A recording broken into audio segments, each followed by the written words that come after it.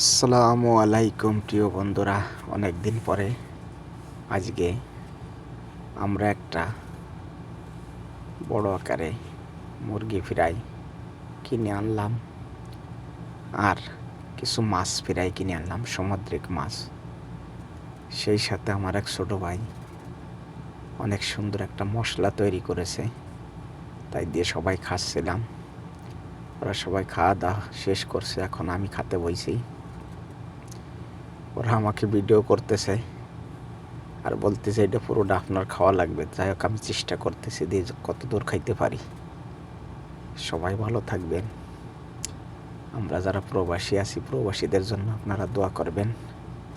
আসলে এটা একটা খুব মজার একটা খাবার হয়েছে। এটা না খাইলে হয়তো অনেকে বুঝতে পারবেন না। এটা বাংলাদেশেও মনে করেন এটা পাওয়া যায়। আরবিয়ারা এটাকে ব্রোস্টেড বলে, মাছলি ব্রোস্টেড আর চিকেন ব্রোস্টেড।